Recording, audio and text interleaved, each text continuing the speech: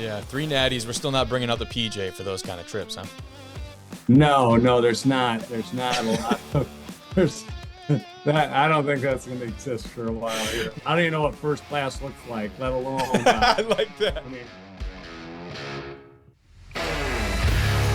Hello, welcome back to Division I Rejects. I'm your host, Kobe Manzo. Tonight, we've got an incredible show with an incredible guest that I have been waiting to get on this show, and I'll take the blame for it right up front. This is a guy I should have reached out years ago. This is a guy that there may not be a better guest for this show in the short term than Tony Annese, the head coach of the Ferris State Bulldogs, who's won 3 of the last 4 national championships at the Division II level, joins me tonight on D1 Rejects in D1R 209. And that is a conversation you actually absolutely want to be here for. He gave me a ton of his time. Excited to talk with him about the new indoor facility coming to Ferris State. Obviously, their track record and history of winning, how they go and recruit outside the state of Michigan all the way down to Florida. Some of the things that they do to counteract the portal and those relationships when you lose all of these guys to Division I institutions. Great convo. Definitely stick around for that one. Otherwise, tonight, we're taking a preview and a look at the Northern Sun, the NSIC, the D2 conference tonight. A preview of all those squads inside of Minnesota, the Dakotas, that kind of area. And then later on, we preview the top D3 defenses you need to know about in 2025. By no means is it a ranking. We just took some of the top defenses we know about. We broke them down, gave you some of the info you need to know heading into 2025 season. So excited about this episode. Thank you all very much for tuning in. Without further ado, let's get to that conversation with Coach Annese. Join the show tonight. Man, probably in the process of buying a new trophy case if I was betting, man. He's led the Ferris State Bulldogs to 3 national championships out of the last 4. It's the head ball coach himself, the long overdue D1R debut of Coach Tony Annese. Coach, what's going on, man? hey, Kobe. Yeah, I know I was concerned that you were just going to ignore me for the next few years. That's Come on. a fan from a distance thought your show was pretty cool, unique, and so I'm so happy to be on finally. I was hoping maybe a year ago, but finally, I guess it took three national championships for you to finally get me. You're the man. I appreciate that a lot. I mean, we're talking about the territory of death, taxes, the Bulldogs making a run. I mean, that's the kind of territory we're in right now. It is a blessing and it is humbling to finally have you on this show to talk about your squad, Coach. I'm pumped, man. No, I appreciate you having me. And, just to get right into this thing, we got to talk about, I'm assuming you have this thing almost scheduled at this point. Every year when you make these playoff runs, you got that pre-programmed message that goes out to the recruits saying, hey, would love to get on the road right now. Would love to be getting back with the messages. We're still playing for some hardware. Do you have that ready and scheduled to go for this fall or not quite yet? Well, no, I never really take anything for granted, truthfully. So Good answer. Good answer. It's hard to make the playoffs, man. So I'm paranoid at the highest level. Even this past year, we got to the point where I'm thinking, boy, if we lose this game, we may not be in the playoffs, and obviously we've made it for 10 straight years. So it's a blessing. That's always an afterthought. All of a sudden I'm like, goodness gracious, we're way behind in recruiting, and how are we going to catch up? And, we've always been a philosophy of just trying to take it slow because you don't want to make early reaches, but Sure. This summer, we've really done well with some good guys. And so we're excited about that. Maybe it'll be less stressful in December when if we do make a run and we are still playing in that month. 100%. And the winning speaks for itself when it comes to the recruiting trail, of course. You show up now and you have this presence that comes with you, and that's credit to what you've built there. But we got to talk about what's planning on being built in the future down there at Big Rapids, the announcement that we helped put out earlier this week about this new indoor facility, man. This is something that looks absolutely incredible from the renders and the visuals that we've come to see already. How long has something like this been inside of the conversation, and what kind of importance does that serve to you and your program down there at Ferris? Well, it happened when we got a new president, Dr. Bill Pink, rolled in there. And I remember him and I walked into the sports complex at the same time for some event. I can't remember what it was, but so we're walking shoulder to shoulder, and he's like, man, we got to do something with that stadium. And I'm like, that's awesome that you noticed that we have to do something with the stadium. So he's a guy that sees it. unfortunately, there's always a lot to do for guys that are taking over anything, let alone being a college presidency. So he has a lot to do. But we are building, currently under construction, a residence hall in the north end zone, which will Yep. look really cool. And then that was his phase one dream, to get that going, and then have have the other phases to go with it. And so our visitors bleachers there have to be changed. So that's phase two, and then along with that will be an indoor, and we got to do things for our track team, our softball team, our soccer Absolutely. team, and obviously football. So when I went up to that dome every other year, well, actually we stopped there every year, because if we played tech, we Yep. always went there to practice. So we stopped there every year, and we're like, man, I mean, what a beautiful opportunity to be indoors. So it is an advantage in a lot of regards. People ask me, hey, will you use it that much? And the answer is no. Um, maybe once or twice. I might take it indoors if weather is horrible, but obviously you got to play. You got to play that semifinal game if you're lucky enough to go that far. And fortunately, we played the semifinal game in Michigan for a while now, and Yep. you got to be sharp on that day, because boy, I'll tell you, it's a scary proposition how many good teams come in there and can knock you off. Yes, Bulldogs not going soft. That's the headline there. Not taking every practice indoors. But like you said, it's a competitive advantage. It's a recruiting advantage. You look around the conference, schools like Northern, obviously with the Dome, but also going downstate, Grand Valley, Saginaw, posting some of the more premier indoor facilities at the Division II level. You got to keep up with the Joneses, man, at some point. And another piece of that, you guys on the recruiting show, we'll talk a little bit more about this. You've got a great track record of going down south. I think Florida specifically, you've had some impact makers come up from the Sunshine State and be a big piece of this program. What does this do in helping ease that transition and helping to sell them on making the move to the Midwest? Oh, that's a good question, because they don't know any better, actually. They don't I they like don't know what that. snow is. And truthfully, when they come up, if they do come up on official visit in January, they're like giddy about snow. It's like, oh, I've been, what is this place? I've never seen it before. And so, you know how sometimes something's a novelty before it's like, oh my gosh, I can't believe Yeah, how bad it is. So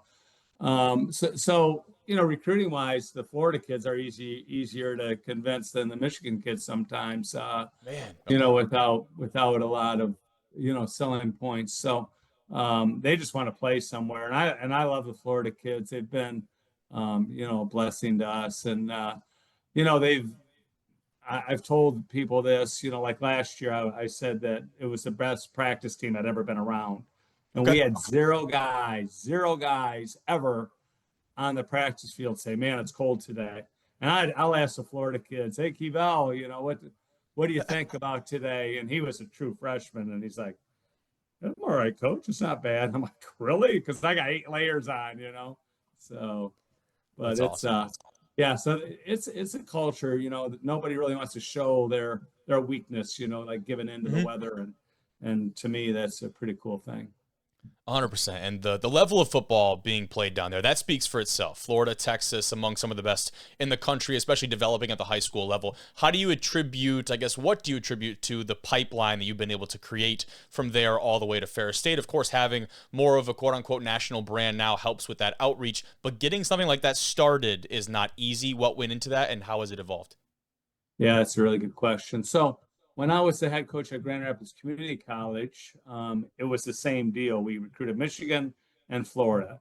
And back then, it was basically recruiting non-qualifiers out of Florida, Okay. because it was a JUCO. So you're trying to get people who can't go to a 4-year institution. And so you go get guys that, have had maybe some academic challenges. And so then we cultivated relationships, and so those relationships still exist, with the high school coaches. And so I just always thought, the Florida coaches are so welcoming, that you walk in the door.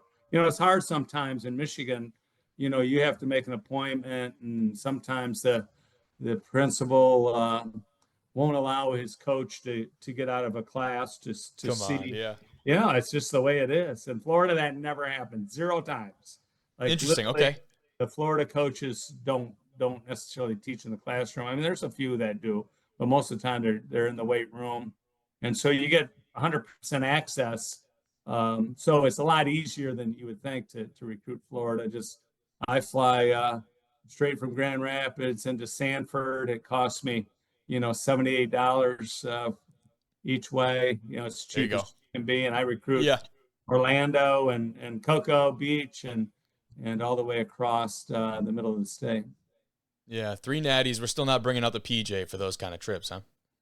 No, there's not. There's not a lot of there's that. I don't think that's going to exist for a while here. No, that's fair. That's Yeah. fair. It's good to have We're short good. and long term No, goals. I don't even know what first class looks like, let alone. I like that. I mean, I'm a big time. I give a commercial for Allegiant Airlines right now, or Frontier. That's about it for us. So yeah. I love it, man. I love it. Staying grounded when it comes to your coaching philosophy and your travel itinerary. Those are both good things. Absolutely. And 100%. when you go back, I go back to that video announcing the indoor facility. Some of the faces and guys that appeared in that video, some of the guys you've been able to coach and go on to the next level and make waves at the next level. That's a really important thing. I have to imagine that pays dividends. One, to, of course, have that alumni base, but two, the way you guys have been able to keep them around and keep them involved in the program in kind of a variety of capacities. It is an obsession. It really is. It's a crazy obsession. Like these guys love each other so much.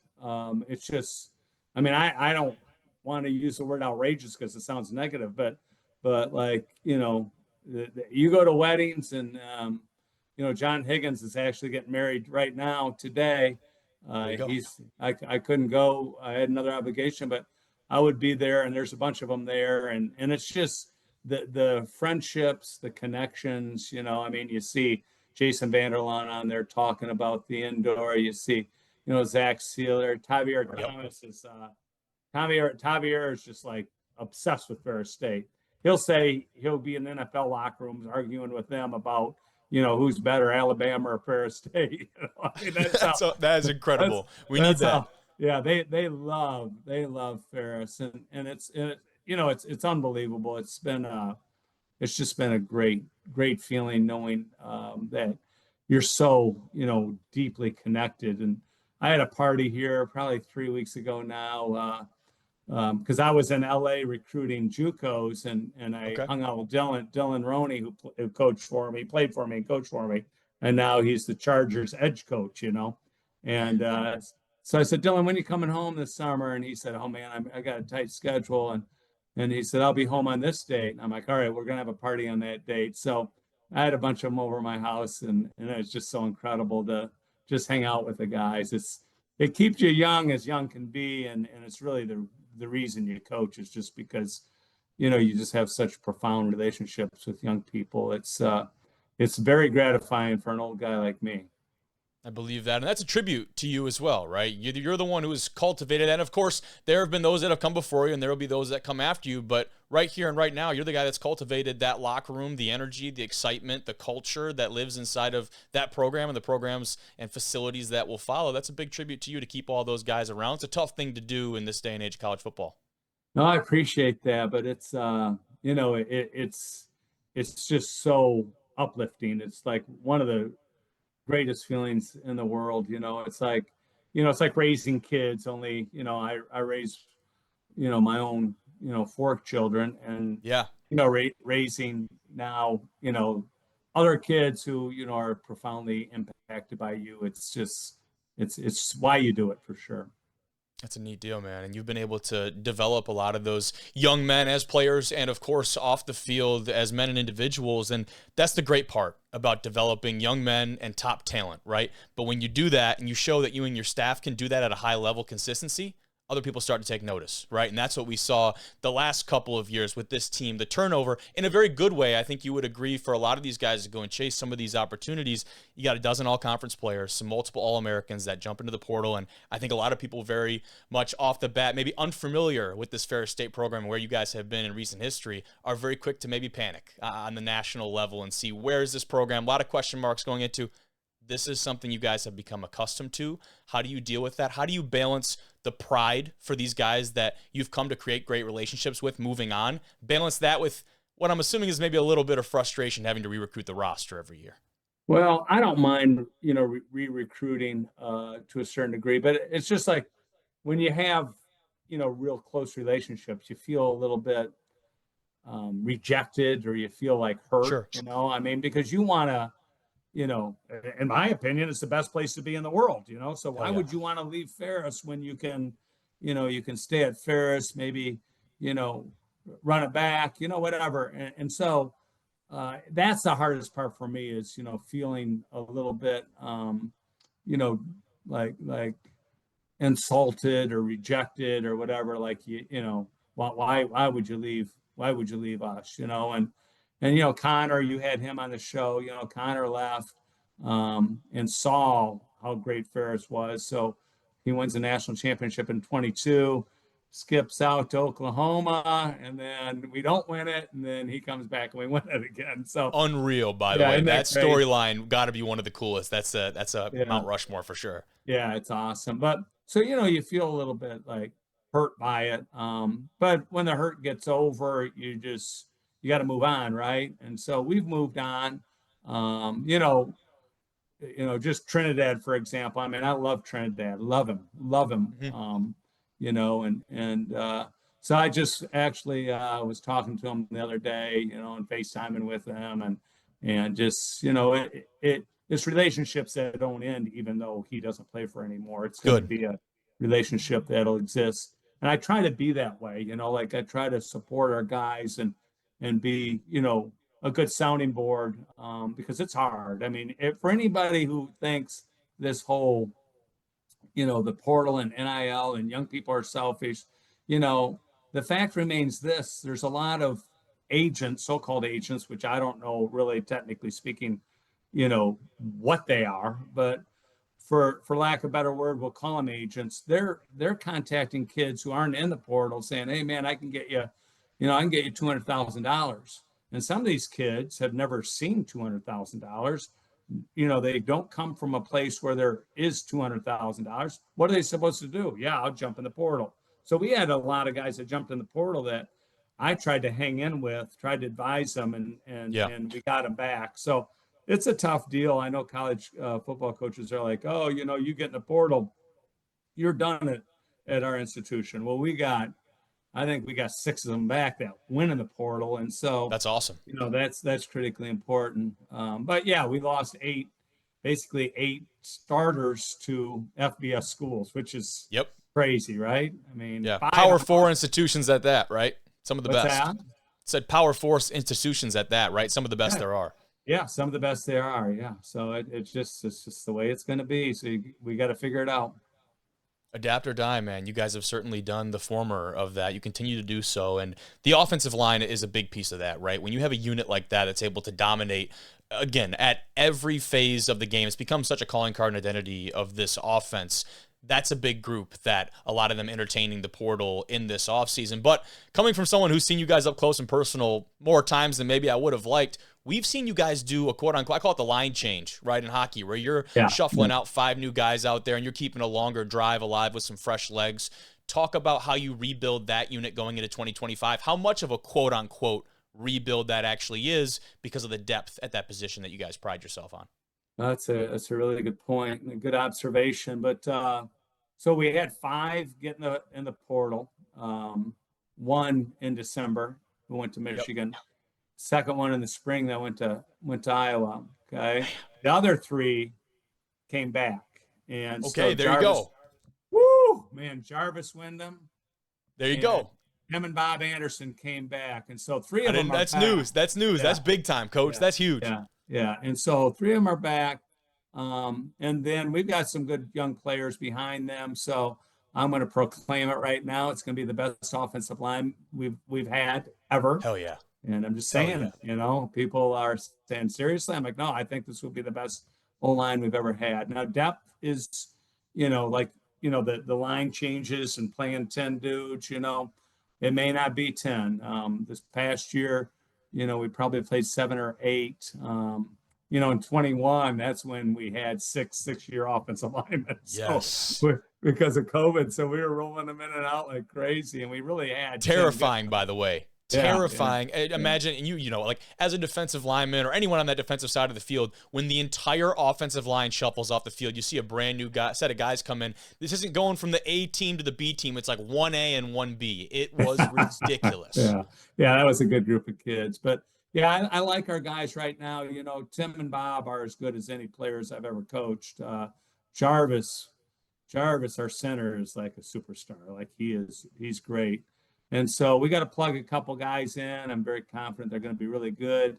Dane Arnett played quite a bit this past year. He's coming back, and Ben Prestula has played quite a bit of football for us. He's back. So let alone some other guys that I think are really growing. One of the things that people don't really take into consideration is just player development. And I always just say, you can't just recruit turds, right? You got to have good players. But what happens is, I would say in the GLIAC, most people are recruiting about the same type of player.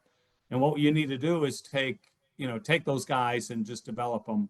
And our player development, I think, is second to none. You look at what, Justin Zimmer did. He went to his pro day and did 44 reps at 225 on the bench, or what Sealer did. Sealer was like, came on as a walk-on and was 225 pounds at about 6'4" and left at 295 and was a killer. Goodness. And so, yeah, right. And so, and our strength coaches right now are they're like one of the top group of strength coaches I've ever seen. And so, so we get it done. And our kids are really committed to being the best. And obviously winning at the level we've won, just only serves as a motivator. So looking forward to, this group of guys, and hopefully we've had a great off season, and hopefully we just have a good season. Yeah, man. And I, coming out of Lake Orion, obviously had the chance to play against Tim and Bob over at Adams. So I've definitely seen those guys up close and personal. Those squads over there, they had a lot of big-time players come out of that program. Nothing that you haven't heard before, nothing you don't already know. But sticking on the topic of this offense, man, tell me what having a seemingly healthy Carson Golker does for this lineup and this team in 25. Wow. Yeah, he's worked really hard too. He's 240 pounds. He's hello. I hate to say it, and I hate to make these comparisons, but he looks like Jason Vanderlaan did back in the day. Like, there you go. Jacked up. So, Carson had 31 touchdowns as a redshirt freshman as a quarterback. So it's not like he hasn't had significant, quarterback play. And truthfully, I was splitting him and Trent this past year when Carson, had the horrible injury. But so I also got, a few guys back that I'm excited about. Chase Carter was our second stringer most of the year when Carson got hurt. And he's back. And Wyatt Bowers is a super player. He's got the capability of doing it. So it'll be fun. Trinidad was around all spring. He couldn't participate in spring because he had an injury, just a mild injury, but he didn't participate at all in spring, and he would be like watching Wyatt Bauer, and he's like, "Oh my gosh, he's so much better than I was when I was that age." I like that. Yeah. So Trinidad really actually was around every day and almost served as like a quarterback coach for me, which is really cool for him to do that for us.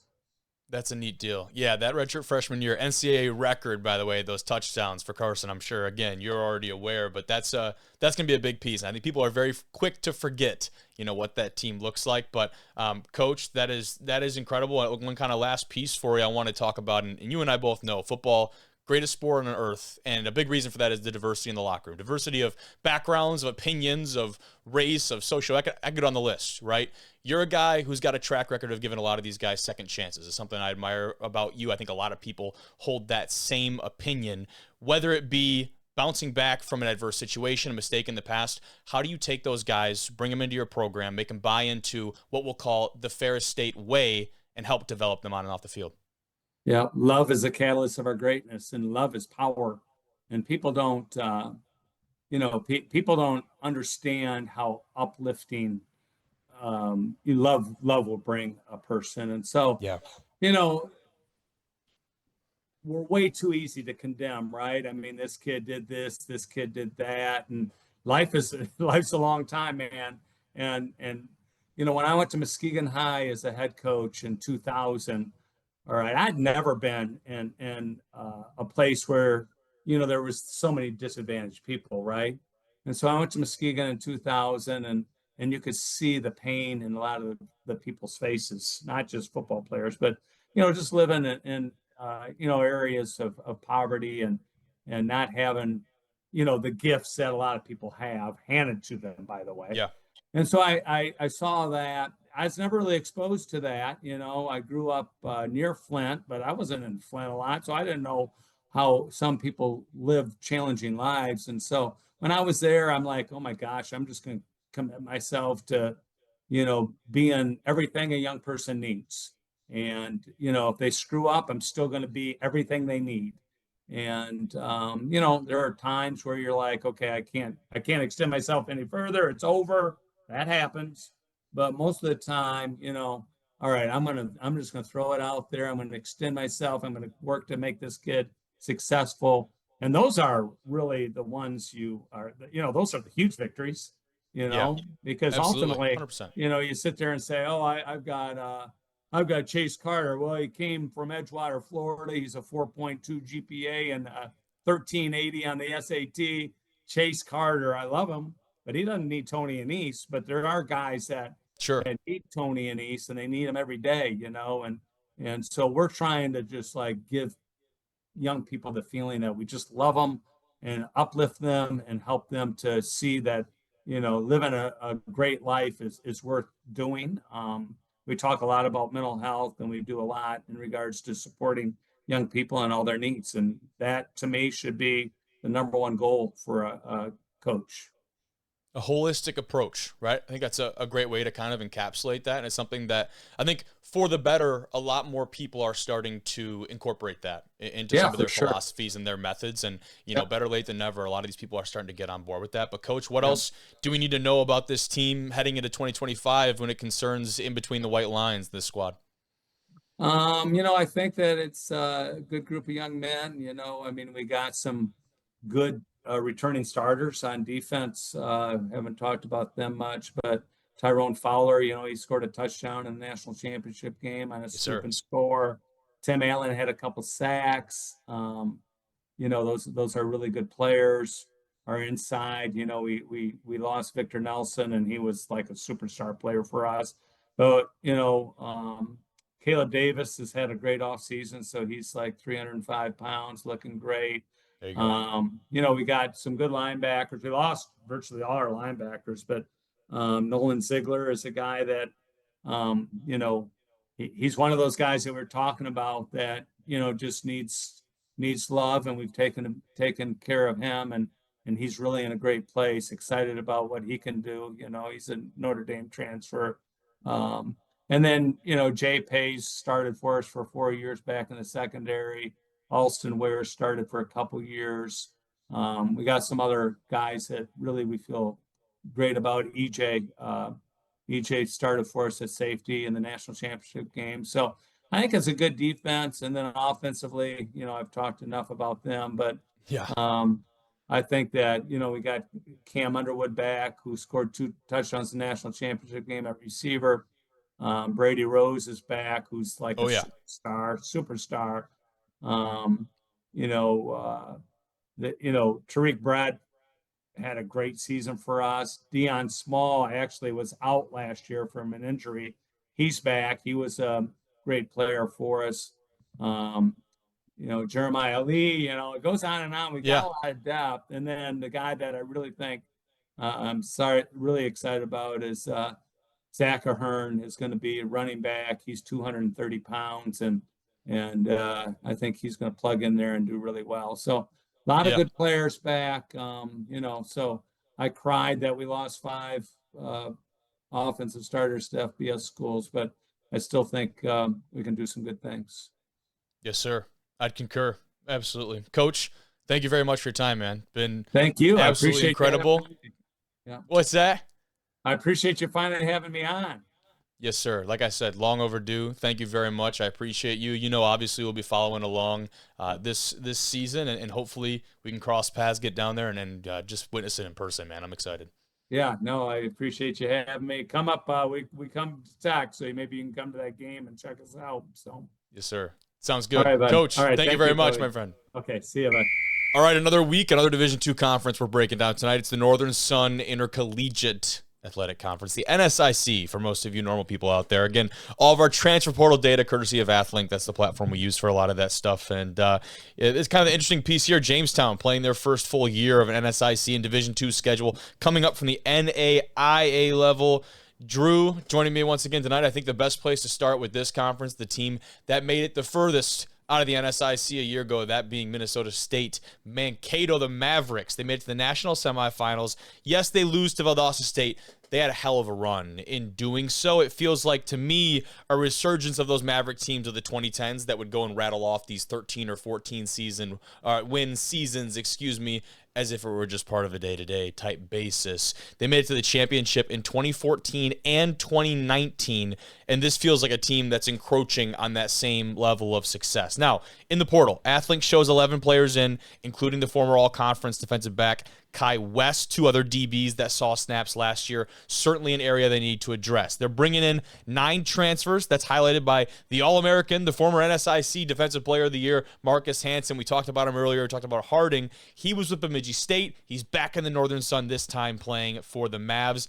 The Beavers, though, Drew, not on the 2025 schedule for this Maverick squad. So we don't get the homecoming / revenge. I don't know if it's much of a revenge game. I don't know if there's really bad blood there. We don't get that matchup, which is kind of disappointing. I feel like that would be a really cool storyline for this conference. But otherwise, in terms of the portal, Nasir Jones, he comes from Slippery Rock. He didn't get many snaps in 24. Not the full story, though, with Jones. He previously played at Bloomsburg. He was an all-PSAC East selection, almost 1,000 yards and 6 touchdowns in his career. But going into 2025 with this Mavs team, big-time non-conference matchup against a perennial power in Northwest Missouri State. That one in week 0. That the Mavs actually went down to Northwest last year and came back with a victory. This time, though, it'll be in Blakesley Stadium.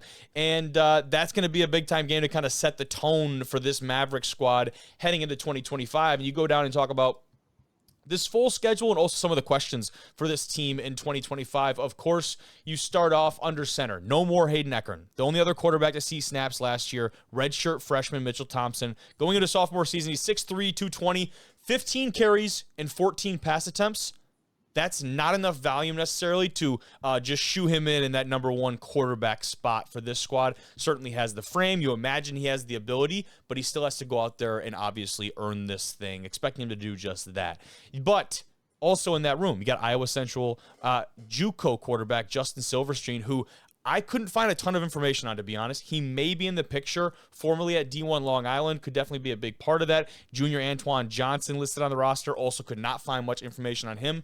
Quarterback room, a lot of question marks. You know Thompson, will be a big part of that. And finally, this team, they had one of the worst passing defenses in the conference last year. Even if it was only around 200 yards per game, it doesn't feel like a ridiculous number. Combine that with losing some top DBs to the portal, you see a point of emphasis for this 2025 Mavs squad. I'm sure that the coaching staff over there are starting to address it, man. Yeah, I think obviously when you lose as many guys as you did from a really good team that went to the Final Four, the first thing you're thinking is how do we replace those guys? Obviously, you talked about they're bringing in guys from the portal, which is obviously going to help. But internally, where do we get guys from, right? Like we've talked about with multiple teams in the Division II level, it's not necessarily, let's go reload from the portal like some of these Division I schools do, but it's, how do we build from within? So if you're looking at, the quarterback room, or you're looking at what we're talking about, the linebackers and defensive backs, because the back 7 was struggling this past year. So like who's from those rooms are going to step up? Who's going to all of a sudden be the next guy to where, like, Minnesota State, like you said, they had a very good, very successful season last year, and there's nothing that's holding them back from having another year except for the fact that you're going to need guys to step up. You want to develop, absolutely. And then tell me a little bit about the Vikings, some of the best competition for them inside of this conference. Yeah, so the Vikings, obviously very familiar with the Minnesota State Mavericks, because this was the team that the Minnesota State Mavericks beat in the first round of the playoffs after they got their rematch on the Augustana Vikings, because the Vikings beat Minnesota State early in the season, but then ended the season with a loss to Bemidji and then lost to Minnesota State in the playoff rematch. They're looking to build, off their 2025 with a reload, but I will say Augustana does lose a good amount of guys. Let's talk about their first guy that isn't coming back. You're looking anytime you replace a running back that goes for 1,000 yards, it's one of those big hits, and Jared Epperson was that guy. Graduated, as well as, and then you look at the defensive side of the ball. You got Hayden Wallace, linebacker from Kansas City. You lost him, as well as Cade Lynott, another linebacker, and then as well as defensive back Peyton Buckley, right? Like he had close to 100 or 90 tackles last season as a defensive back. So you're losing a lot of guys defensively right there, as well as a 1,000-yard rusher. So it's not necessarily the, greatest thing to hear, but let's talk about the guys that are going to help them out, right? You're bringing in 3 transfers. Cornelius May from Minnesota State. That should be interesting. As well as Josh Larson from South Dakota and James McCaw, I think is how you say it, from Illinois State. So can the defense maintain that standard with heavy losses at linebacker and also a little bit in the defensive game?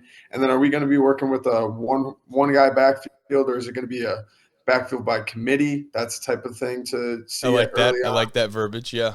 Yeah, and then as far as key returners, Isaiah Huber could be a very good guy to step up in that lead role as receiver. Gunnar Hensley is back as the returning starting quarterback.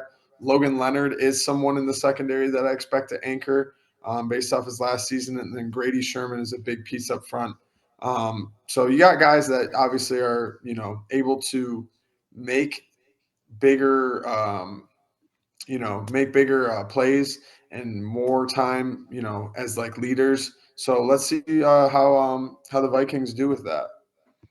Yeah, that offensive backfield, you kind of find the hot hand, so to speak, right? A lot of guys, you imagine those first couple weeks of the season, trial by fire, get them in there, see how they go. And the running back, it's such a fickle position at times because guys might need a series or two to really get going. It'll be interesting to see how that shakes out, that room over there. But let's talk about the Beavers. One of the 2 teams that are the Beavers today. The first one being Bemidji State. 10-4 a year ago, this team that has gotten into the playoffs, and I'll be honest with you, overachieved the last couple of years. They've done a fantastic job of doing just that. At the national quarterfinal a year ago, had some battles with Minnesota State. Unfortunate, we aren't getting another one of those, like I said earlier on. 4 losses in 2024, drew by a combined 10 points. I mean, talk about a team that really, truly believes they were a few snaps or bounces away from pulling off what could have been an undefeated season heading into the playoffs. And then from there, it shakes out the way that it shakes out. One of the things that I definitely want to highlight about these guys is their stadium setup and location has got to be one of the best in Division II. And I know that on their homecoming game, they do often jump right into the water after the homecoming win, which in Minnesota is not exactly balmy weather. It's usually ridiculously cold and frigid, but this picture right here is pretty nice. But talking about Bemidji a little bit more in terms of Kobe, have played their personal experience. We opened up there last year on Thursday night. Place was rocking, and very cool scene, especially when the sun started to set. It was very cool. We'll say that. And that was an overtime contest too, yeah. Yep. That would have been nuts. I love that for them, but what we don't love is the transfer portal losses. 5 DBs in the portal this cycle. I mean, it's starting to become a trend here inside of this conference. That's a ridiculous number. We talked about Hansen earlier on. In terms of addition, though, 2 Minnesota natives coming back from FCS, North Dakota State, both of them. Defensive back Reese Sheldon, wide receiver Cedric Wall will both be making the return to Minnesota and joining the ranks of Bemidji State. They got 3 new pieces on their defensive line, starters coming in from Delta State, Southwest Minnesota, and, of course, long snapper. Got to talk about the specialist, bringing him in to make sure those balls are on point, my friend. But finally, talk about this 2025 schedule. QB1, wide receiver 1, graduated, move on. What's next for this Beaver squad, this Beaver offense? Who steps up going into 2025? Wide receiver 2 from last year, Drayton Lehman. He's poised for breakout senior season. He had 600 yards, 4 touchdowns a year ago. 5'8", 186. This is the kind of guy Bemidji State has made their money on, so to speak, over the last couple of years in ways that I've been following. They have not been the team to have a glorified Megatron on the outside that they just lofted up to down the sideline. They are going to work you across the middle of the field, across with different kind of route concepts, and they've got these quick guys like this that are able to dink and dunk you down the field, so to speak. Don't mistake that. They might lull you to sleep with some of those and then hit you over the top or hit you open in the middle of the field, depending on what kind of coverage you're running. But those are the kind of guys Bemidji has made their money with. Peters most recently being that guy. Would not expect Lehman to be the next up in line there. Questions for me, though. This is a team, I kind of talked about it earlier. They've overachieved. The team's calling card has been their ability to win on the road. They've done it in the playoffs both the last 2 seasons in states like Texas and Colorado. The Beavs know how to travel. Defense travels. That's something that this team has hung their hat on. How do you keep that going? A lot of that starts with the defensive line. Of course, talked about Hansen, but you also graduate 4 other guys on that defensive front. You're going to need some young guys to step up and get into those roles. Thankfully, it sounds like they've prepared themselves for that exact situation. Eli Cohen is a guy that should be able to lead the charge there. Him and a few others got some playoff reps in some of those high-intensity situations and environments a year ago.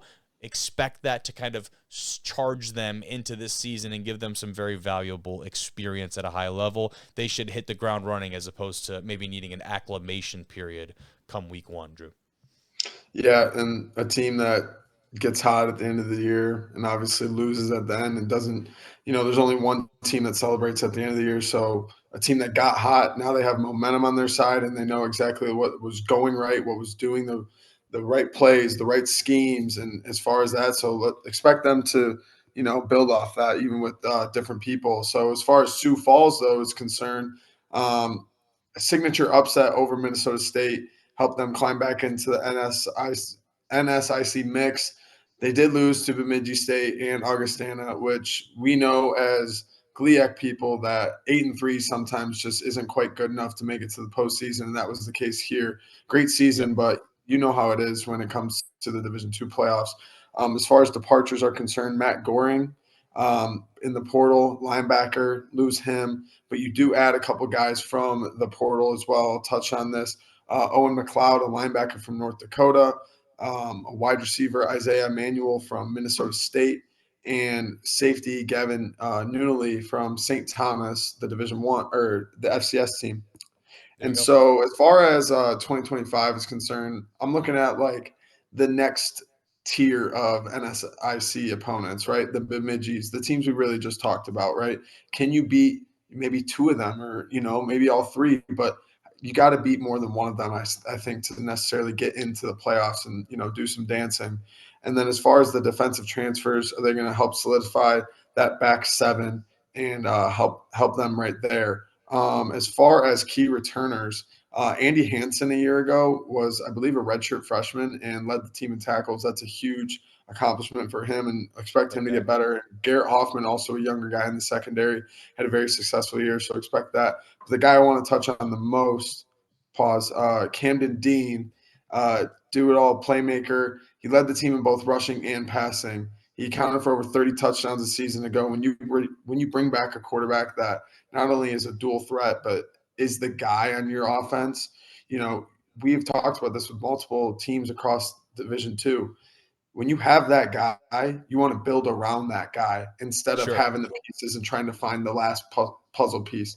This is one where it's like, okay, now the chips are going to fall where they may, but we got a guy that knows exactly our offense, knows what to do, and is a dual threat guy as well.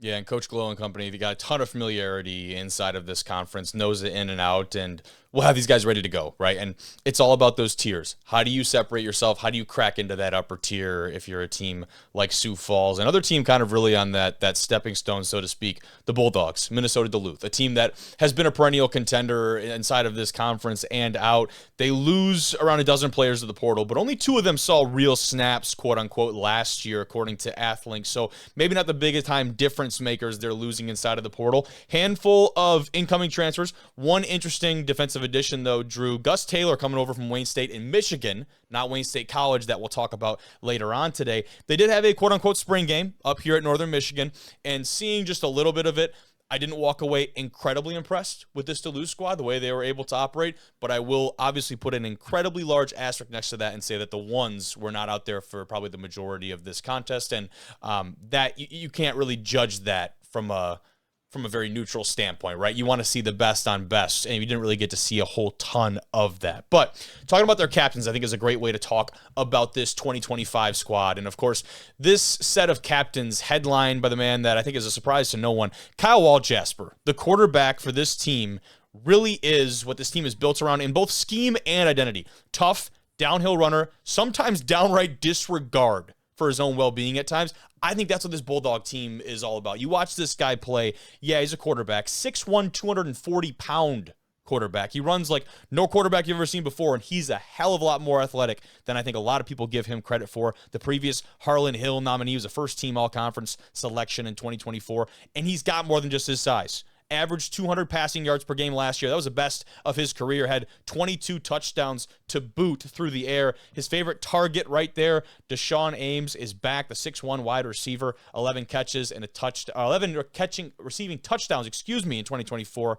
and really has made the jump every single year. This final year for him could be the year he eclipses 1,000 yards and kind of solidifies himself as one of the best wide receivers inside of the conference. Then you go defensive side of the ball. Alex Sylvester, Matt Wiertz. Sylvester, stable, that defensive secondary, 6 PBUs a year ago. Wiertz transferred in from NDSU, became a second-team All-NSIC selection, 4.5 sacks. And when it comes to the staff for this Bulldog squad, a couple internal promotions, one outside hire at the offensive line position for this Minnesota Duluth squad, but the staff stays mostly intact.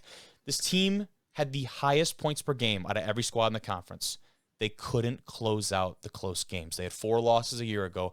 All of them were by 4 points or less. That is the difference. 4 points or less in all of those games. And again, just a few snaps or bounces away from being a really, really strong position to making a playoff run. Yeah, when you look at teams in the NFL, right, the Kansas City Chiefs, they won so many close games, and that propelled them to a 15-2 record. And then you look at other teams where it's like Cincinnati Bengals, they lose all those close games, similar to what we have here, right? You're a couple points away from being a top end of that the NSIC and being potentially up for a playoff bid. So I think it's like how you close games, how you finish it. And, when you come back as a Duluth Bulldog, it's that fourth quarter, that last rep in the weight room, it's all about finish, right? So that's exactly what I think is their mentality going into this next season is, hey, we were close, but obviously there's one more rep. There's one more play in practice you can make. There's one more play in the game. So having that mindset to necessarily propel them into next season. 100%, dude. So next I'll start off with Northern State. Being a Lions fan, I understand when the team starts off slow and you're like, man, are we going to even be good this year? Well, how about starting off 0-4 and then going 6-5 to finish the season, same way that the Lions did a couple years ago. So credit to them as far as that's a remarkable finish, finishing 6-1 to end the year. So you talk about building momentum. We talked about that with necessarily like Bemidji's playoff run. This is how you build momentum too. So you had upset wins over Bemidji, Duluth, right? There's success right there. And then also, like, if you look at the guys that are transferring to the Wolves this year, all conference, Trey Birdsong from D3 Illinois College, DB Lorenzo Jones from Minnesota State, and then D1 Missouri State, Brock Bagosi. Yeah, there we go. And then Carter Campbell from SMU, right? So, like, you're having guys that are necessarily like they're all sensing what we from outsiders look and go, wow, that was a really good season. But I'm sure within that building, it's like they can feel it, that like they're going in the right direction, right? Yep. So, however, it does look that they did lose a quarterback to the portal.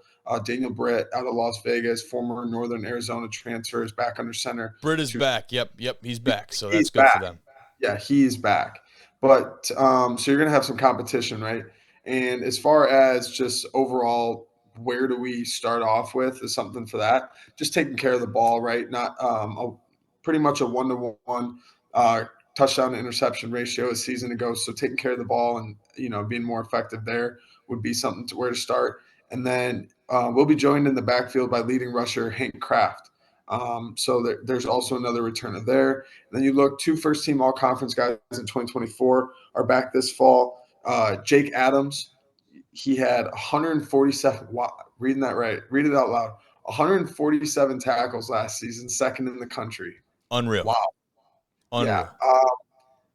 And then Kobe, I believe that we have here that he cut his mullet between year 1 and year 2. Yeah, so I'm looking at the roster pictures doing my research, right? Okay. And year 1, he's going mean. I should have pulled it up. Mean mug with the mullet. Year 2, mullet gone, big smile. And you see the difference in the stats. I got to see what the headshot looks like for year 3. Well, I will say we had a theory at Northwood that when guys mean mug, it means they're in a relationship. When they smile, it means they're single. So maybe that was the case. No idea. That was a theory that we had back in the day. So, but yeah, Jake Adams, man, he is. Jake Adams, look at the stats. Big things. Maybe a new haircut. Maybe a face tattoo. Something. I don't know. Oh, Just, whoa. You never know what's going to happen. But Jake Adams, what you do know with Jake Adams is you're getting a dog on the field. Yeah, that could be one of the most highly anticipated headshots of the 2025 season, seeing what Adams comes out with. The first team All-American a year ago, absolute dog out of Wisconsin. And that's the team over there, too. Well, as the team builds, the community support builds for a squad like this, too, over in Aberdeen, South Dakota, in the Bank Stadium. And from what I hear, the Gypsy Days over there, their homecoming is absolutely popping over there. They have had some great turnout. And like I said, the community support continues to build. That in turn will help with some of the success on the field for this Northern State squad. Has been a really cool story to follow up with. And again, you talk about it, 6-5 is not something that jumps out on paper, but when you do a little bit more digging and see what this team has had to overcome to get there, that's what makes it a little bit more important. Now, in very much that same boat, Minot State at 5-6 last year. Why not Minot? This is a team that has had one of the best seasons in their NCAA history. And you start that off, coming off the best season inside of that history. Started 3-0 for the first time since 2002, their first homecoming win since 2010. That hurts a little bit, saying that out loud. That's a long time to not win a homecoming game. But they're back. The Beavers are absolutely back. And the biggest news piece, I think, around this team and this defense in particular, Wilfredo Diaz, the D2 All-American at Edinburgh last year. He's 6 foot, 215 pounds. We just talked about the guy that was second in the nation for tackles. This guy was the one in front of him. Almost 13 tackles per game. He led the nation across all divisions. He's a Florida native with one more year of eligibility. He is going to be a mainstay on this defense, a staple throughout the course of 2025. He actually brings another Edinburgh linebacker with him, a few more D1 bounce backs. Not one, but 2 specialists with starting experience coming in to Minot here. And the portal works both ways. Unfortunate, as we all know, at one point as many as 23 players leaving for the portal, almost a dozen of them seeing snaps at one point or another for this Minot squad. Oh. But you know who's back? Evan Lovett, redshirt senior, poised to run all over the NSIC this year, almost 1,000 yards in the ground last year inside of this, what really is an unapologetically downhill style of offense from the Beavers. And this guy, 6'1", 235 pounds, he forces defenders, Drew, to make what you and I both know to be a business decision every once in a while. Ankle tackler right there. Yeah. All of a sudden, when your Mike backer turns into, a little ankle biter, that's not good. That's not Nope. good. This is the guy that makes that happen. Another really neat story here for you. Cody Reitzman, back for the Beavers after standout sophomore campaign, 52 tackles, interception, fumble recovery. He's one of the Splash Brothers duo on this defense over at Minot. The other part, his brother, Connor, who's also back at linebacker in 2025. Splash Bros, maybe not the first ones to don that name. I like it. I like I the don't fact know that they're if doing it. I don't know if there was ever a group of two called the Splash Brothers before. I guess we'll have to do some research on them, maybe watch some YouTube videos. But that's pretty cool, right? Anytime you get a chance to play with your brother, It's obviously sick. both of us have, whether it be high school or college. Yeah. It's a really cool experience for mom and dad. You know what I mean? Yep. So, but let's touch base on the University of Mary. I'm gonna butcher this, Kobe. Marauders. The Marauders. Come on, brother. Marauders. The The Marauders. Marauders. All right. Ryan Blair is coming in from the portal. Okay. D3 Whitworth. That's where he's. So it's going to be a change of offense. You see him crush it at the D3 level. You compare him with the new offensive coordinator, Taylor Colts, coming in from Kentucky. And then as well as a couple other guys, 4 incoming D1 bounce backs, headlined by former Utah Tech wide receiver Damani Wilkes at the FCS level. And then linebacker back for the Marauders. Hell yeah. Second team all NSIC, 5.5 tackles and 10 tackles for or 5.5 sacks, 10 tackles for loss, 2 forced fumbles, disruptive guy defensively, Kobe. Expect Mason Phillips to be that guy that necessarily is. We always talk about like leaders and guys who are like tough. When you walk off the bus, you're like, that's that guy. Expect Mason Phillips to be that for the University of Mary Marauders this season. He needs to be, because that I'll level with you, Drew. That Marauder defense did not have a lot go their way a year ago. He needs to be that guy to be the spark plug, to be the catalyst for that defensive front. I know about Ryan Blair. I know what he's able to do, and it'll be interesting to see that pairing with the new offensive coordinator to see what they can put together with the weapons that currently exist inside of that University of Mary offense. But a team that has really struggled as of late. Southwest Minnesota State, the Mustangs, 0-11 a year ago. They played some competitive ball in 2023. They really regressed, it felt like, and took a step back in 2024, which is tough to see from any standpoint. The light, though, at the proverbial end of the tunnel for this squad, that's the first team all-conference defensive back, Parker Knutson, returning for 2025. He earned those honors as only a redshirt freshman inside of the NSIC. Let's just say the ceiling is the roof for a guy like Parker and the Southwest Minnesota squad. Thought I could at least get a smile out of you there. I failed. Splash Brothers, ceiling is the roof. Like, what are we doing right now? Have these ever been used Okay, before? Splash Brothers was real. They put that word on. I didn't come up with that. All right, I did not come up with the Splash Bros. That was from their website.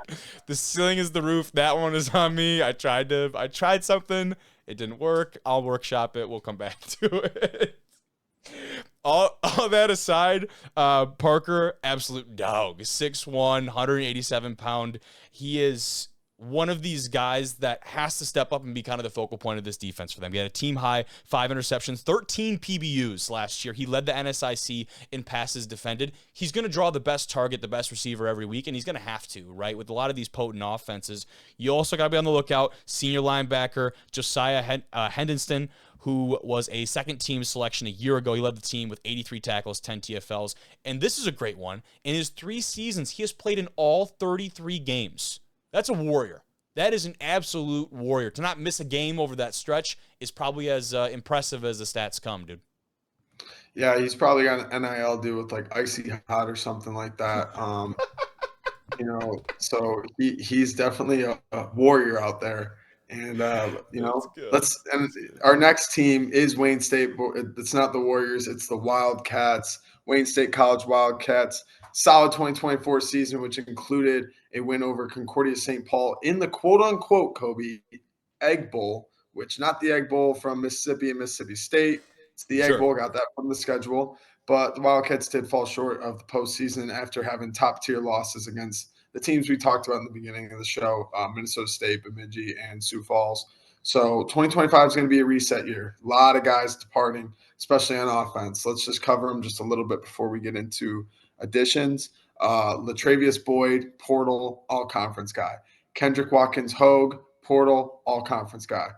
That was a wide receiver and a running back. And then you look defensively, you got Joe Morrison, Portal, all conference guy, and losing starting quarterback Nick Cohn. So transfer portal additions, you are bringing in Malakisic, so sick. That's pretty cool. Ty Johnson, another receiver. And then, so my questions then, based on what we had kind of talked about, was who emerges on offense? Losing guys at the big three, quarterback, running back, receiver. Obviously, offensive line's harder to kind of track as far as that stuff, but you're losing the top skill position guys. So who's going to necessarily produce right away? And then take it going into that, Bennett Dannenbring, could he be the guy to take command at quarterback? He only had 6 pass attempts last season. However, Kobe, if I'm not mistaken, he was 2 for 6 with 2 touchdowns. So talk about, I mean, hey, 2 completions, 2 touchdowns. That's solid. That's solid, right? And that's Malachi Sick, by the way. I think that was a little typo in our rundown. Malachi Sick there. Oops. But Malachi no. Sick. Yeah, that was no. It's Malachi, just Malachi. Yeah, a little bit That less. would have been cool. That would have been cool. Anyway, key returners as well. Clyde Hinton, DB number 8, guy in the secondary for them. Carter Zitzman, D lineman number 97, and then we talked about Bennett. Can he be that guy to necessarily take the next step and become the man under center? Yep. And then talking about this Moorhead Dragon squad, one of the best, most potent passing attacks in D2 football. They're not going anywhere because the quarterback is back. Jack Strand back under center.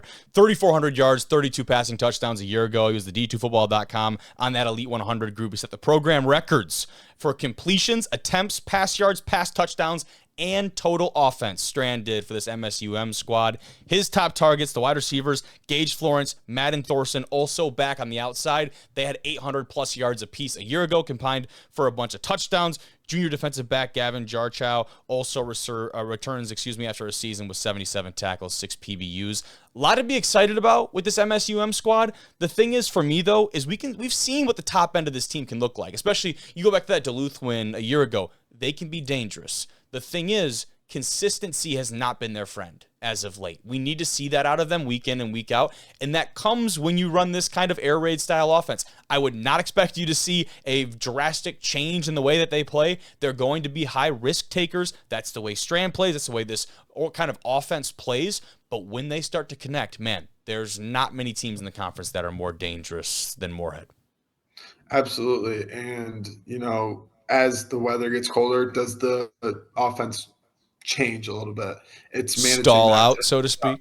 Not necessarily stall out, but hey, it gets cold, right? Yep. So it's like, does that change? We'd see teams where it's like the Dolphins, right? Every time it gets cold, Tua can't throw. So it's necessarily like, are we going to figure that out as far as with Strand is concerned? Not saying that he had any of that, but like, is that going to ever change anything? So, but when you had a guy like Jack Strand coming back for the Dragons, big things, a lot of yards, a lot of touchdowns. So that's great.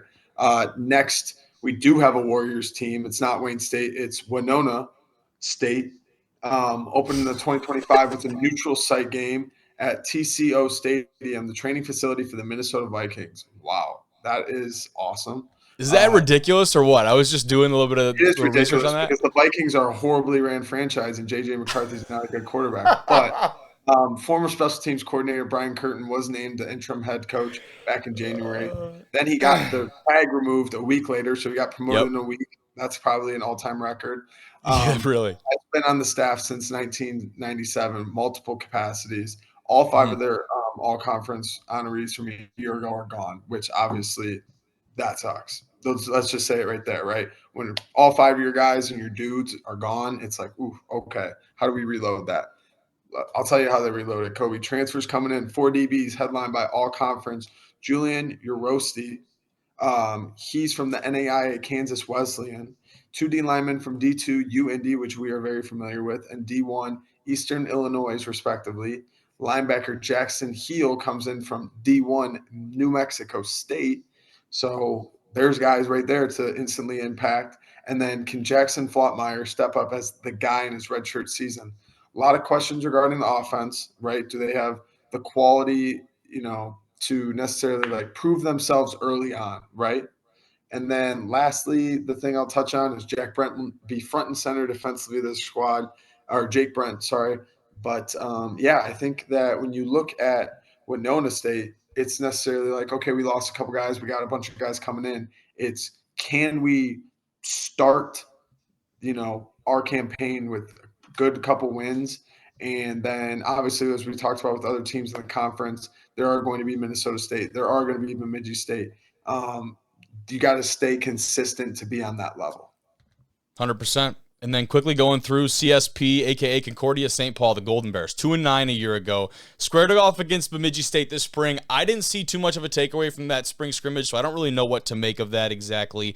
They bring in 3 transfers on the D-line, 2 of them from the NAIA ranks at some solid institutions. Kaiser, Benedictine, really familiar with those squads. 2025 head coach Shannon Currier, it's his 14th season at Concordia, albeit during 2 different stints at the helm, the first of which reigning and hailing a lot more success maybe than the latter of the 2. Senior offensive lineman, though, Caden Christensen, he's going to anchor that front 5 this season. He has to be a voice up front for this squad. He's a 3-time captain, and he's a guy that they're going to have to rely on as an all-NSIC selection to be that voice like I talk about. Jackson Compton, back under center for the Golden Bears. He will be without their star running back, Jalen Richardson. He was the focal point of the offense a year ago. How do you get creative or rely on some of these younger guys to step into that role? Is it someone that kind of achieves and steps right into that, or are you trying out multiple guys at the beginning of the season trying to find the hot hand? So again, question marks for CSP, a team that has really struggled on more of the bottom tier of the NSIC. Can they make that jump and move forward maybe into that middle tier this year? Time will tell, my friend. Close us out with the newest addition to the conference. Yeah, so let's talk about probably Jim Manzo's favorite team, the Jamestown Jimmies. They'll be their first year playing a full D2 schedule. New OC, special teams coordinator, someone who has dealt with multiple coordinators coming in. That's going to obviously be an adjustment, but that's what spring ball's for, right? Sure. That's what camp's for, adjusting to that, right? And so for the first time, you got 3 all first team, all conference guys from a season ago, but from what we can tell, they've graduated or moved on. So, like we talked about with multiple teams in this conference, when you do lose guys that were all conference guys, it's not necessarily can we get all guys to develop, but can we get in some guys? It does look like they brought in a few JUCO guys and some D1 bounce backs, but one guy that we do want to touch on is not named Jimmy, it's Johnny. Johnny Grant should be back under center. Threw for over 1,500 yards last season, 10 interceptions, 7 touchdowns. So obviously, we all know, sports. How can we get that switched and then 1 increase, 1 decrease? That's going to be a thing for Johnny to, see if he can do that, right? And with a new OC, you got plenty of time to learn the offense, get under center, understand new checks, understand what you can do at the line. So Johnny's going to have his, work cut out for him. But as the quarterback, that's what you want, right? Yep. So Johnny, Jimmy, James, doesn't matter.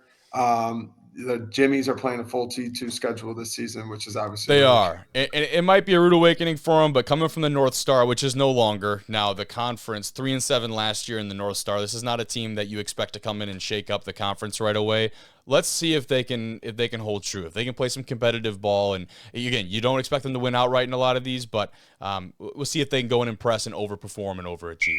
Tonight, when it comes to D3 football, we're talking about some of the best defenses in the country. These units should be elite heading into 2025. They obviously did so in 24. Jimmy, you and I are going to break it down, talk about some of these squads and what they have going on the defensive side of the ball. This is kind of, for me, based on a combination of the points per game, yards per game metrics, but also just looking around the country and seeing what squads perform well. There wasn't necessarily a list or a ranking, and I think you have to say all those things out front. All of our transfer portal data is courtesy of Athlink tonight. They have that transfer portal database that we utilize on a pretty regular basis over here at D1R. But to start things off, let's go start in the Northeast. Endicott, the Goals, Jimmy. This is a team that has sprung into national prominence as of very recently. When you talk about the grand scheme of history of D3 football, top performances from last year, they held Ithaca to 7 points. The Cortland, that rival, to just 17 later on. We know how potent both of those offensive attacks can be. They did struggle against a strong Harden Simmons squad out of the ASC. That was probably one of the lower points for this defense last year, where I'm sure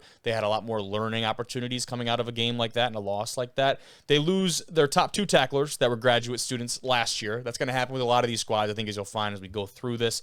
Also, have to replace their top pass rusher, Hector Johnson. He got invited to the Patriots rookie minicamp, had a great story about him that we shared on the pod recently. But those are going to be some things they have to go and replicate and replace heading into this season. But you talk about the 2025 squad, and when you look at the leadership going into this fall for the goals, you'll see that there are some guys on the defensive side of the ball that'll be captains wearing the C, so to speak. You got at defensive back Joe Terrell, first team all-conference, third team all-region DB, 60 tackles, 3 interceptions a year ago. And then at the linebacker position, Danny Fleming, 38 tackles in 2024, needs to take on that larger role for the goals in 25, and he was at a position group that maybe he didn't really need to have that kind of impact a year ago, but now in 25, he's going to have much more of a need at that position. And you look, too, not only are the players changing maybe of scenery a little bit, you look at the coaching staff of this goals squad. They make a few additions heading into the 2025 season,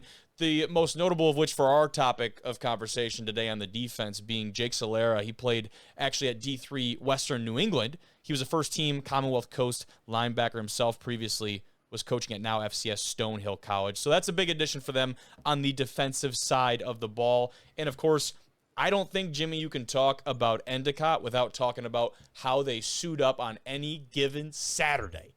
The Gulls have some of the best jersey combinations in all of college football. They've got the incredible greens, the navy blues, and then, of course, the crisp whites. I feel like I just have to mention that anytime I talk about the Gulls, dude. Really exciting squad. I mean, hey, you look good, you feel good, you play good. You know what I mean? Correct. Coach Prime's not wrong when he says that. You know what I'm saying? Yeah, absolutely, man. And then, talk another Stonewall caliber defense here, the Hobart Statesmen. Top offense and defense last year in the Liberty League. First conference titles in 2016, thanks to an 8.3 points per game allowed to their defense. Just an absolute staggering stat right there. Just unbelievable. 8 points a game, Kobe? I mean, are you kidding me? 8? Correct. And that stat may be, because I'm pulling some of these off conference websites, so off the top of mind right now, that may be inside of Liberty League play. I can't 100% verify that. Either way. That is unbelievable. You lose your 2 starting defenders in the portal. I mean, tough, but at the same time, Mike McGee coming back for his senior year, 61 tackles last year, 9 tackles for loss, and 3 sacks last year. So they have some prominent, formidable players coming back and that are ready to create more turnovers as they did last year with 16 interceptions, 11 forced fumbles, and they recovered all 11 of those fumbles, Kobe. I know their defensive individual drills, they have to be doing like fall on the ball, like swarm to the ball. These guys, you know what I'm talking about? Like they are definitely making that a point of emphasis, and it's showing up. And also, dude, batting 1,000% on forced fumbles is insane. It's uncanny. It's unbelievable. I mean, it's unbelievable earlier. I can't say it too many times, but it really is. And then obviously freshman DB Corey Rock, picking off the rock quite a lot last year with 4 picks last year. Hopefully tries to do that again this year in year 2. Could be a nominee for the all-name team coming up there, Corey Rock. That might have to be listed on our all-name team coming up, Jim. Yeah, I mean he's a rock magnet. He just keeps finding the ball, you know. I like that a lot. We put that on a T-shirt, man. Wait. Speaking of names, I saw a dude Beans Rice. I mean, that's the best one. That's the best one. Augustin, I believe. Yeah. Shout out to Beans Rice. Beans, if you're listening, you're a friend of the pod. Beans. You're a friend of the pod. I love that, dude. And to keep it going, we'll talk about a team that has gotten a lot of airtime on D1 Rejects, but for very good reason. The back-to-back PAC champions, although they did share that title in 2024 with a couple other squads. Grove City, the Wolverines, Jimmy, the top scoring defense in the conference, under 11 points allowed per contest in 2024. They're not losing any defensive playmakers to the portal, and I think that's something that you come to realize when you cover Grove City very early on, is that their rates of retention got to be among the best in the country. When you get people inside of this program, they buy in to what the coaching staff over there has in store for them. A great example of that is the linebacker Caleb Brubaker, 6 foot, 205 pounds, going into his senior year this season. I say that he transferred into Grove City. He wasn't initially part of this Wolverine crew for his entire collegiate career. Has absolutely bought into this program, been a staple of this defense now moving forward for them. Led the team in tackles last season, 74. Also had 5 interceptions 7.5 tackles for loss, 2 forced fumbles. This guy filled up every nook and cranny of the stat book, if you will. And this is a team that, again, they tallied 17 interceptions in 2024, 8 forced fumbles, 26 sacks. You go down the line, all of that adds up to a plus 21 turnover margin for a team that is winning in just about every aspect that you could, paired with obviously a very potent offense. So another guy you need to know about when it comes to this linebacker core, which has got to be one of the best in the country as I go through these guys and their accolades, Ben Bladel heading into his senior year as well. This is going to be a senior-led linebacking core that will be the anchor, or proverbial anchor of this defense. He was first team All-PAC in 2024, second in the conference in sacks and tackles for loss.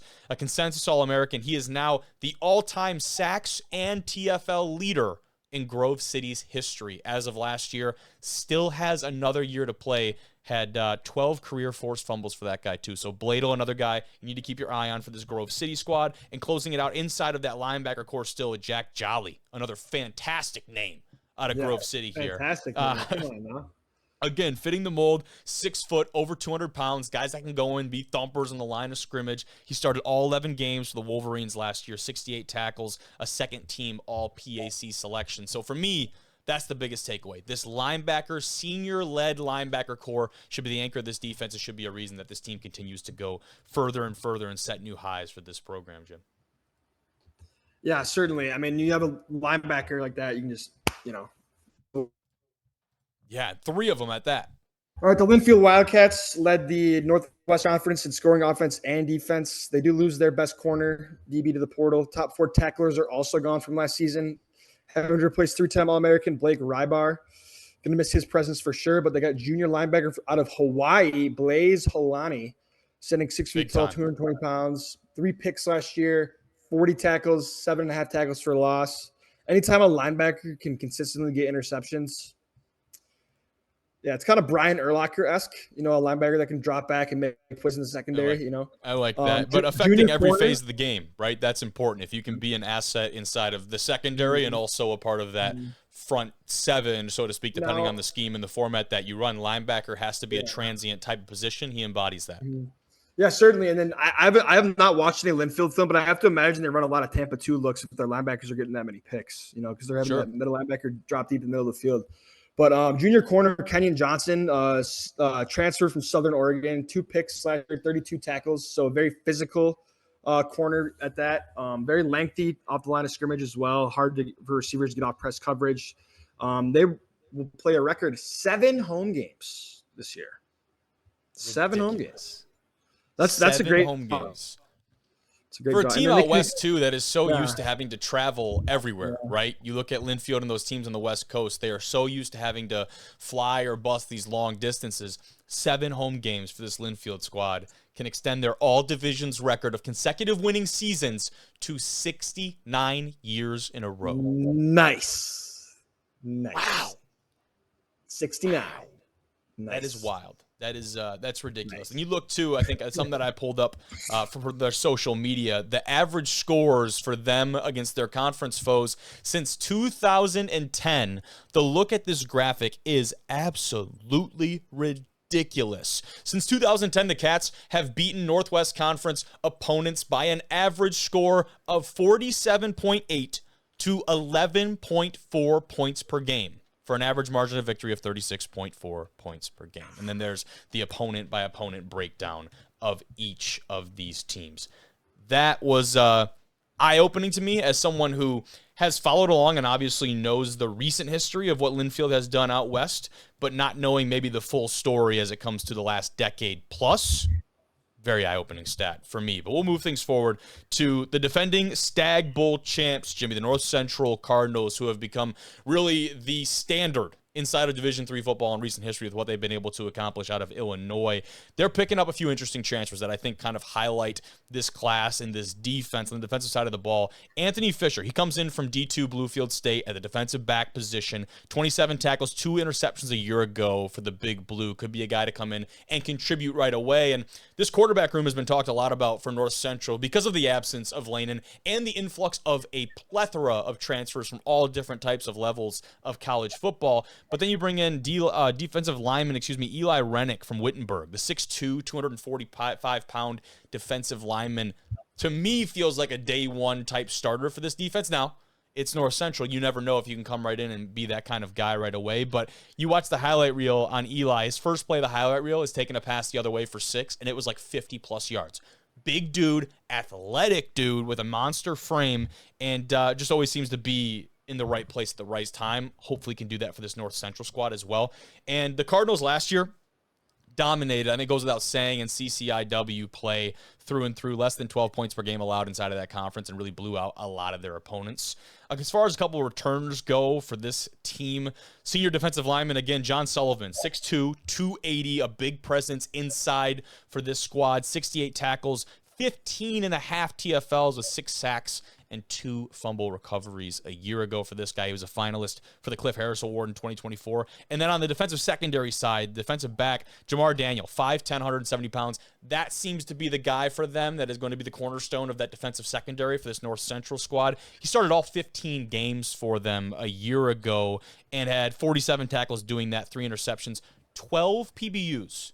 That's a number maybe doesn't get too much talked about. It's hard to tabulate and calculate, whatever. He was a second-team all-conference player, and I think the stat that stands out most, if nothing else, for this North Central squad is what they were able to do, or rather how they were able to limit this Springfield offense a year ago inside of the playoffs. Springfield, one of the most potent rushing attacks in all of D3 football. You look at this graphic with what they were able to do compared to the season average from Springfield, cumulative over the course of the 2025 season. What you'll notice is that it was locked down. They did that to a lot of different opponents. Springfield just illustrated maybe perhaps the best example of that, Jimmy. But let's close things off with a little bit of MIAA flair, huh? So the Hope Flying Dutchman, which is one of the coolest mascots in all of college football, top defense in the MIAA last year, stepping up big time with the win over Alma, holding the Scots to just 13 points. It's a very, very, very impressive stat there with their electric offense for the Scots. They bring in D2 transfer from Hillsdale, Christian Harima. With how great the defense was, only one player in the top 25 for tackles in the conference, and I think that can be – it just means that there's a lot of balance. There's a lot of guys flying around. Like, not one guy's making every single play, and that tells you they play really, really good team defense, right? Then junior safety, Brad Raridan, standing at 6'4", 200 pounds, very tall drink of water, 51 tackles last year and 5 picks. The kid can play ball. Had their first playoff win in program history in 2024. I know Jim Manzo was definitely hyped about that. Hell yeah. Can they raise the bar? Can they win 2 playoff games? Can they keep pushing it forward? You know? Yeah, that's the question for Coach Sturzma and company down there. And Sturzma, the D3Football.com regional coach of the year last year, he's continued to set the bar for this Hope program at a very high level, and he's done that, right? Last year was a great example of a team that was dominant inside of the regular season. They go on to win that playoff game against Aurora and then play North Central in the second round. Give them a good fight, but that defense faltered against what, again, we know as the best offense in D3 football a year ago, so it's hard to really fault them for that. But again, this Hope team, it feels like they have the opportunity to push the line a little bit further, to set the bar a little bit higher in this 2025 campaign. Personally, having been there, having known some of the staff and players, having some of them on the show, I'm excited to see that matchup, that Hope-Alma rematch this year. Oh, baby. That's going to be cinema. That's going to be cinema. Yeah, definitely, for sure. And I was just, honestly, last year I was kind of upset watching that playoff game. It's just like, you got this powerhouse Hope team and the Cinderella North Central team. I was just hoping Hope, whatever. You never know. Yeah, you could certainly pull for underdogs in some of those instances. There's definitely a balance, right? Pulling for the underdog, the dark horse, so to speak, and then respecting the greatness that is North Central and the run that they are currently on, the dynasty they're building. It's like a house split, dude. It's tough. Yeah. Well, I was setting up some satire there. I was saying Hope was the champion and North Central was the dark horse, but I was trying to be funny. It wasn't that funny anyway. Awesome. Appreciate you, Jim. Yeah. Take care, Coach. Have a good rest of your night. Traveling. Have a great week, man. Thank you, my friend. I appreciate it. I'll see you.